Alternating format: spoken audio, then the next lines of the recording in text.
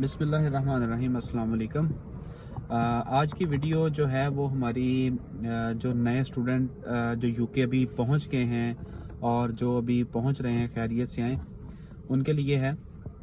इसमें कुछ मैं बात करूंगा यहाँ पे कि यूके के बारे में तो आजकल सब ने सुना होगा, कि मतलब लोगों से भी सुना होगा कि यूके के हालात बहुत आजकल टाइट हैं।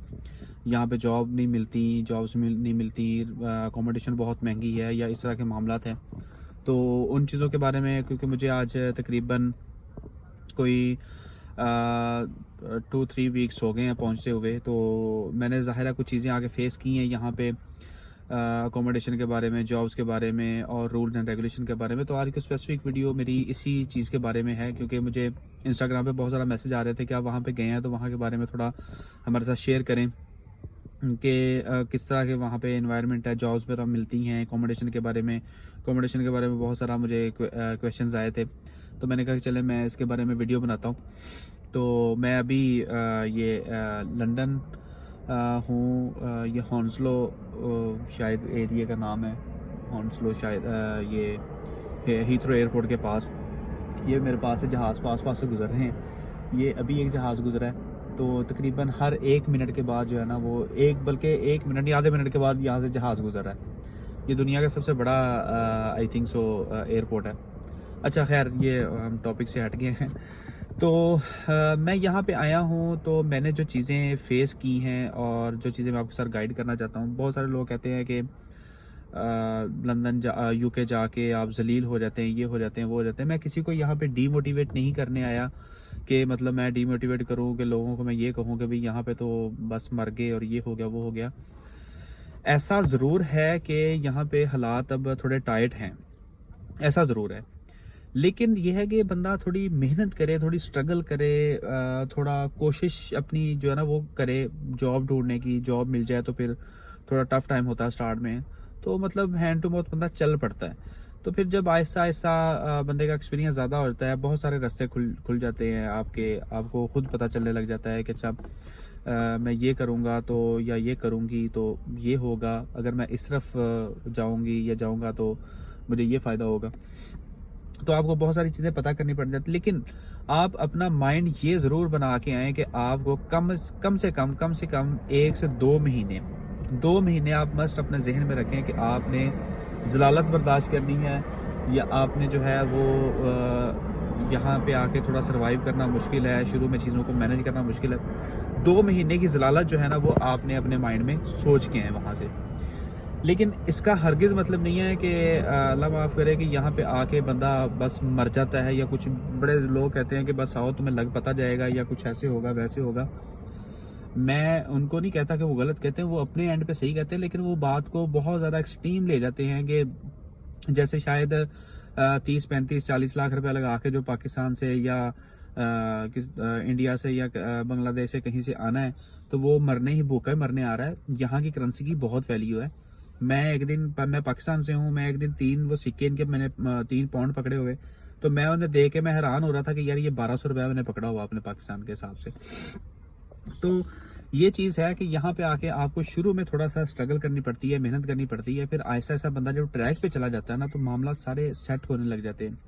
पहला साल बंदे ने फीस मैनेज करनी होती है, अपना खाना पीना मैनेज करना होता है, तो थोड़ी सी मेहनत करके आपका फीस, रहना, खाना पीना ये मैनेज हो जाता है।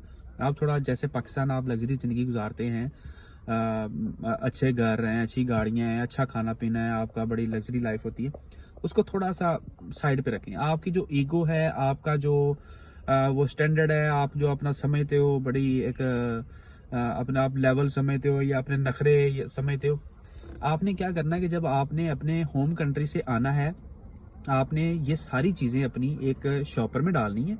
अपनी ईगो, अपना स्टैंडर्ड, अपनी ये सारी चीज़ें एक शॉपर में डालनी है। उसे ऊपर से रैप करके आपने एयरपोर्ट के दरवाजे पर रखानी है कि आप साल, 2 साल, 3 साल बाद, 5 साल बाद जब वापस जाएंगे, यहाँ से पैसा कमा के जाएंगे, तो आप वही चीज़ें पकड़ेंगे और उन्हें दोबारा जो है ना वो अपने ऊपर इम्प्लीमेंट कर लेंगे। यहाँ पे ईगो, स्टैंडर्ड, ये सारी चीज़ें आपने नहीं लेके आनी, वरना हकीकत बात है कि आप सर्वाइव नहीं कर पाएंगे। यहाँ पे हो सकता है कि आपको बर्तन भी साफ़ करने पड़े। यहाँ पे हो सकता है कि जो पापा की परियां हैं जो बड़े घर में नखरे होते हैं ये वो होता है। सॉरी टू से, मैं जस्ट किडिंग। यहाँ पे पापा की परियां ही नहीं, सिर्फ यहाँ पे जो मम्मा के शहजादे हैं ना, उनको बड़े बड़े काम करने पड़ते हैं। अभी मैं अब आपको बताऊंगा, मैं अपना बताऊंगा कि मैंने यहाँ पे आके थोड़ा सा टाइम में क्या क्या चीज़ें फेस की हैं। तो खैर ये सारी चीज़ें हैं कि आपको शुरू में थोड़ी सी मेहनत, स्ट्रगल करनी पड़ती है और थोड़ा सा अपने आप को डाउन करना पड़ता है अगर आपने यहाँ पे सरवाइव करना है तो। अच्छा, अब मैं आता हूँ असल टॉपिक पे कि पहले तो मैं बात करता हूँ यूके के रूल्स एंड रेगुलेशन के बारे में। यूके के रूल्स एंड रेगुलेशन बहुत स्ट्रिक्ट हैं, बहुत स्ट्रिक्ट हैं। अगर आप मतलब गाड़ी यहाँ पे आके ले लेते हैं, अल्हम्दुलिल्लाह मैंने आने के बाद मतलब 3-4 दिन बाद, 5 दिन बाद मैंने गाड़ी ले ली थी। फिर मैंने इंटरनेशनल लाइसेंस पे उसकी इंश्योरेंस करवाई। तो मैं ये भी आपको बता देता हूँ कि अगर यहाँ पे आप पीछे से पैसे लेके आते हैं गाड़ी लेने के लिए, क्योंकि गाड़ी यहाँ पे ज़रूरत पड़ सकती है, लोकल ट्रैवलिंग बहुत ज़्यादा कॉस्टली भी हो जाती है और बंदा बड़ा जलील भी हो जाता है। अगर आप सिक्योरिटी की जॉब्स करते हैं तो आपके पास गाड़ी हो तो आपको सिक्योरिटी की जॉब्स की अच्छी अपॉर्चुनिटीज़ मिल जाती हैं। डिलीवरी का काम आप कर सकते हैं। गाड़ी इसलिए थोड़ा ज़रूरी है, लेकिन यह कि एक्सपेंसिव हो जाता है। आपको 1000, 1200, 1300, 1500 पाउंड तक आपको गाड़ी मिल जाती है। उसकी फिर इंश्योरेंस आपके लाइसेंस के हिसाब से, जितना लाइसेंस पुराना होगा उतनी इंश्योरेंस कम होगी। अच्छा खैर, ये तो एक अलग टॉपिक है। इसके बारे में अगर मुझे आप कहेंगे तो इसके बारे में प्रॉपर डिटेल बना दूंगा कि किस तरह आप गाड़ी को मेंटेन कर सकते हैं, किस तरह आप गाड़ी ले सकते हैं, किस तरह आप क्या उसकी इंश्योरेंस होगी, क्या प्रोसीजर है। मैं आता हूँ असल बात पे। यहाँ के रूल्स एंड रेगुलेशन आपने नहीं भूलने, वो आपने बहुत सख्ती के साथ आपने उन्हें इम्प्लीमेंट करना है। ये पाकिस्तान, इंडिया नहीं है कि जहाँ पे जिस तरह का दिल किया, जिधर को मुंह किया उठाया आप चल पड़े, जो मुंह में आया आपने बोल दिया, जिस तरह का आपने। यहाँ पे हर चीज़ आपकी जो है ना वो मॉनिटर हो रही होती है। यहाँ पे आपको सम टाइम कोई फाइन कहीं से ना हो जाए, लेकिन आपको गालियाँ ज़रूर इंग्लिश में पड़ जाएंगी। कोई आप इस तरह की वायलेशन करेंगे या कोई इस तरह का हरकत करेंगे। स्पेशली आपने यहाँ पे आना है तो यहाँ पे आपने ये चीज़ अपने जहन में निकाल देनी है कि ट्रैफिक के रूल्स आपने बहुत ज़्यादा फॉलो करने हैं। ट्रैफिक के रूल्स, सफाई का बहुत ख़ास ख्याल रखना है। ये लोग यहाँ पे ना टाइम की कदर है। यहाँ पे टाइम जो है ना हर बंदे को अपने, यहाँ पे यूके में आके मैंने देखा है, बाप को बेटे के साथ कंसर्न नहीं है, बेटे को बाप के साथ कंसर्न नहीं है, माँ को बेटी के साथ कंसर्न नहीं है, बेटी को माँ के साथ कंसर्न नहीं है। हर बंदे ने अपना करना है, अपना खाना है और अपना रहना है, ठीक है। मोस्टली यहाँ पे ये है, तकरीबन 80% समझ लें यहाँ पे ये है। 20% या 30% ऐसा होगा कि चलो थोड़ा सा फैमिली एक दूसरे के साथ रहती हैं, लेकिन यहाँ पे हर बंदे ने अपना आप करना है। यहाँ के रूल्स एंड रेगुलेशन आपने 100% फॉलो करने हैं। इंडिकेटर्स, रोड क्रॉस करना, आपने कहीं पे आपने स्टोर्स पे जाना है, आपने शॉपिंग करने जाना है, आपने ग्रोसरी करने जाना है, तो आपने लाइन में लगना है। आपने देखना है कि अगर लाइन लगी हो तो आपने लाइन में लगना है। ये नहीं है कि आपने अपने मुल्क की तरह आपने ऐसा से साजा खड़े हो गए मेरी बारी आ जाए। इन चीज़ों से बहुत आपका इमेज ख़राब होता है और इन चीज़ों से आप बड़ा फेडअप भी हो जाएंगे अगर बार बार आपको कोई लोग गलत कहेंगे या इरिटेट करेंगे। तो आपने रूल्स एंड रेगुलेशन के साथ चलना है।